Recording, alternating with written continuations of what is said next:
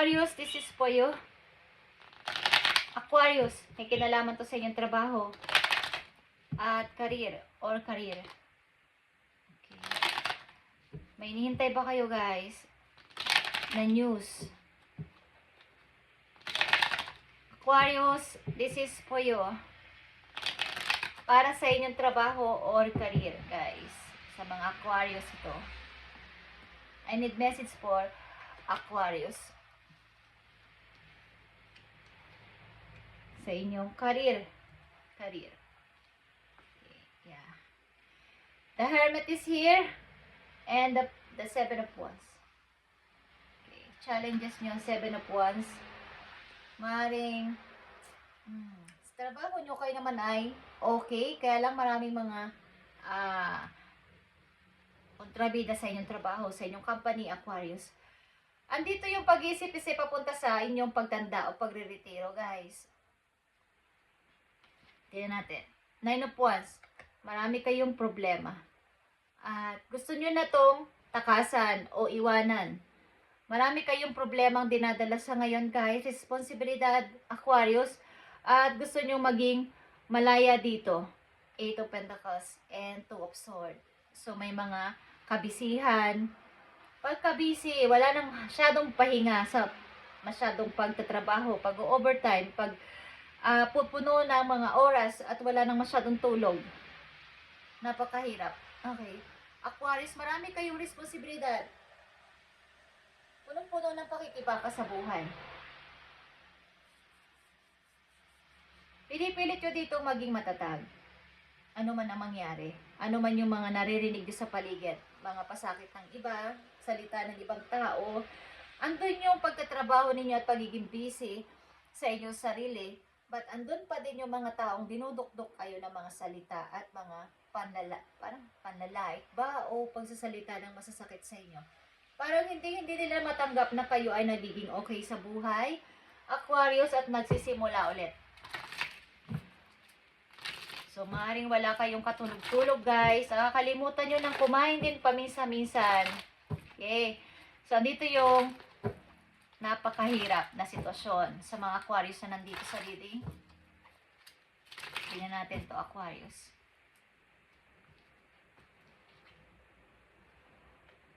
Ay, feeling alone.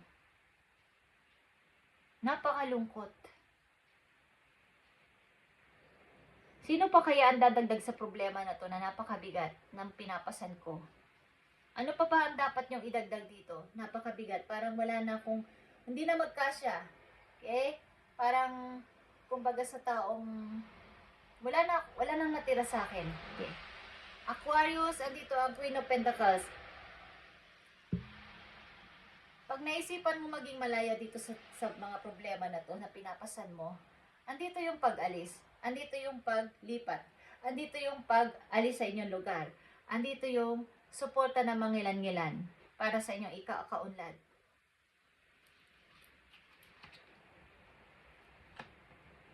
At hindi nawawala ang mga tao sunod ng sunod sa inyo para kayo ay lubos-lubusin na pabagsakin. Okay.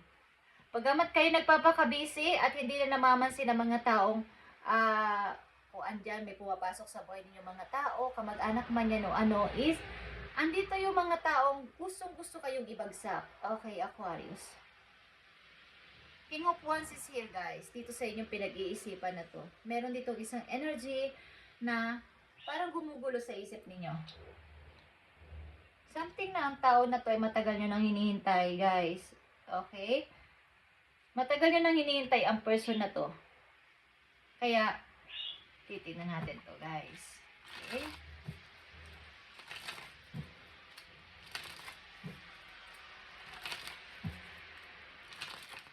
Parang lahat na lang na magme-message sa inyo ay may kaakibat na mensaheng problema.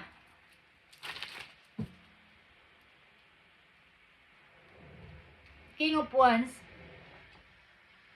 Yeah, King of Wands is Two of Swords again. Isang tao nagpapagulo sa inyong isip, Aquarius. At maybe nagpapasira sa inyong mood, nagpapawala ng inyong energy ang person na to. Queen of Cups is here. Hmm.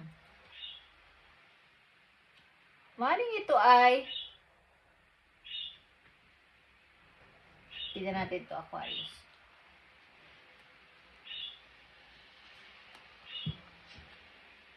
Dati mo ba tong naging karelasyon at maaring bumabalik sa buhay mo? Kayo ay nandito na sa punto ng pag-restart, pag-restart sa buhay at pagtalikod sa mga problema na ito na ibinigay sa inyo, iniatang sa inyo, at andito yung pagpo-forward, andito yung pagsisikap ulit at pagbangon, Aquarius. Kaya lang may tao dito gumagambala sa inyo kaya kayo nahihirapan, guys. Okay, isang taong nanakit sa puso ninyo to, isang taong kayo ay maaring sinaktan. Dito naubos ang inyong, kayo ay may lovers din, guys. Kaya kayo ay naguguluhan. Tingnan natin to, guys. So, ito yung tao nagpahirap sa inyo, nagbigay ng sakit ng kalooban, at maaaring ito ay napaglagpasan mo, ito ay napagtagumpayan mo, kaya lang andito, may pagbabalik ang isang person dito para kayo ay guluhin ng utak. Okay. Aquarius, tingnan natin to, guys. Ang message sa inyo. Maaaring iniwan kayo ng tao na to ng walang-wala at maaaring kayo ang nagsikap sa inyong buhay kung kayo may kasamang anak sa paglayo o sa pag-alis, is andito yung pagsisikap ninyo na may taguyod ang inyong pamumuhay na dalawa o ilan ang kasama nyong anak. But may pagbabalik, may panggugulo ang tao na to at maaaring kayo may lovers na sa ngayon kaya ang hirap mag-decide. So, andito ang hope, andito ang Ace of Swords, andito ang wisdom. Okay, try. Ito ay Hierophant. So, andito talaga yung pagbangon, Aquarius, sa inyong buhay at nakasurvive kayo dito. Kaya lang, meron dito talagang nangangailangan maybe ng inyong attention, maaaring galing sa nakaraan at hindi nyo ito mapaghindian. Okay? Maaaring meron itong connection pa sa inyo, maaaring hindi nyo ma-ignore ng lubos-lubos ang tao na to. Tingnan natin ang dapat ninyong gawin, Aquarius, dito sa sitwasyon ninyo. May problemadong pamilya dito sa inyong sitwasyon, guys. Para to sa iyo, Aquarius, ayon sa inyong sitwasyon, ano ang dapat ninyong gawin, guys? Ano ang dapat ninyong gawin sa inyong sitwasyon na to? I need message for Aquarius.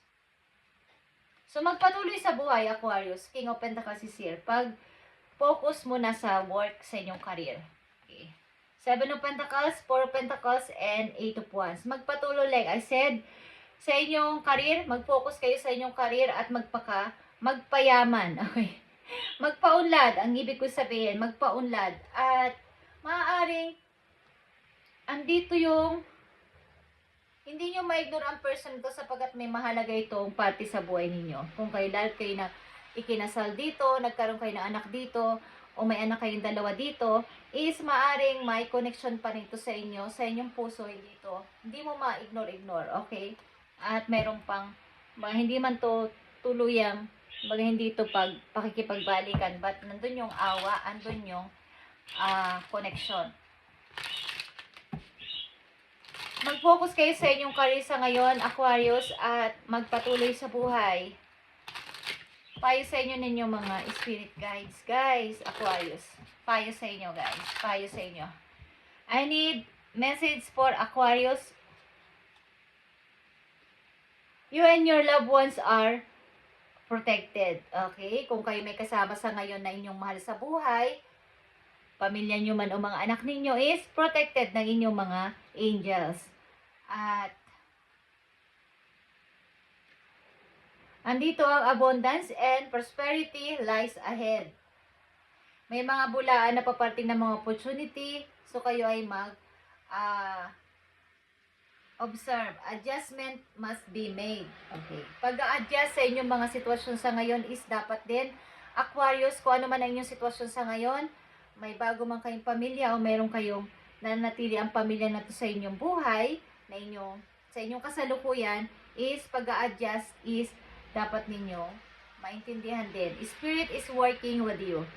So, huwag kayong mag-alala, ang inyong mga spirit guidance, ang inyong mga guides sa heaven, ang inyong mga angels, lalo-lalo na si God at si universe ay kumbaga nag-working with you. Kasama mo sa iyong mga ginagawa sa buhay. Okay? At isa pang message for you, there are too many obstacle and blockages.